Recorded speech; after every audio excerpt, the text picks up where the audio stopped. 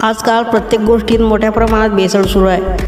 आता तर घरात खाण्यासाठी वापर होत असलेल्या तांदूळही प्लास्टिकचा येत आहे की जो शिजवल्यानंतरही आपल्याला त्यातील फरक कळू शकत नाही। तुमच्या ताटात खरा तांदूळ आहे की नकली हे तुम्हाला अजिबातही समजणार नाही। प्लास्टिकचा तांदूळ तुमच्या आरोग्याला हानी पोहोचत नाही, तर त्यामुळे कॅन्सरसारखे घातक आजारही होऊ शकतात। हे ऐकून तुम्हाला आश्चर्य वाटेल, पण हे एक वस्तुस्थिती आहे। आज आपण नकली तांदूळ ओळखण्याच्या अशा पद्धती बघणार आहोत, ज्याद्वारे तुम्ही खरा आणि नकली तांदूळ सहज ओळखू शकाल। त्यासाठी हा व्हिडिओ पूर्णपणे बघा।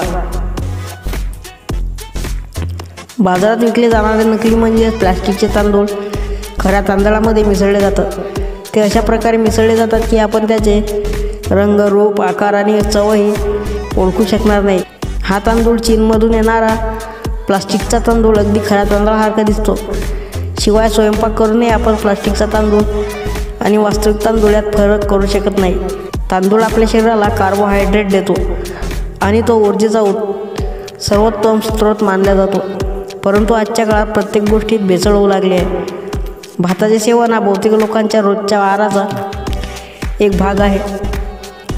तसे भात खाणे आरोग्यासाठी फायदेशीर आहे, परंतु नकली तांदूळ खाल्ल्याने आरोग्यास हानी पोहोचते।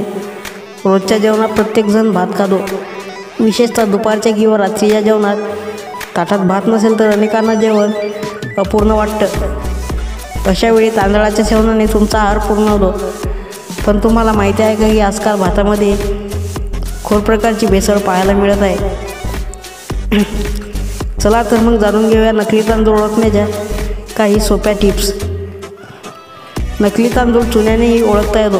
यासाठी तांदळाचे काही दाणे एका भांड्यात घ्या, त्यात थोडा चुना आणि पाणी मिसळून द्रावण तयार करा।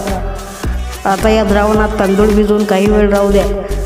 काही वेळाने तांदळाचा रंग बदलला किंवा रंग वेगळा झाला तर समजून घ्या की हा तांदूळ नकली आहे। दुसरा मार्ग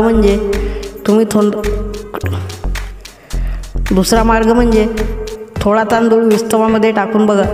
जळताना त्या तांदळाचा वास प्लास्टिक जळल्यासारखा येत असेल तर समजा की तो प्लास्टिकचा तांदूळ आहे। तिसरा उपाय आहे की गरम तेलात बनावट तांदूळ टाकल्यास ती वितळू लागतात। जर प्लास्टिकचा तांदूळ उकळल्यानंतर डब्याच्या वरच्या भागावर जाडसर दिसू लागला तर समजून घ्या की हा तांदूळ बनावट आहे। आणि सोबतच पाण्यात टाकल्यानंतर सुद्धा नकली तांदूळ तरंगू लागतात आणि खरे तांदूळ खाली जाऊन बसतात। याशिवाय तुम्ही ही पद्धत देखील अवलंबू शकता की तांदूळ शिजवल्यानंतर काही दिवस असेच राहू द्या। जर तो तांदूळ प्लास्टिकचा असेल तर त्याला दुर्गंधी येणार नाही, कारण तो कुजत नाही। तर अशा प्रकारे तुम्ही नकली आणि असली तांदळामध्ये फरक करू शकता।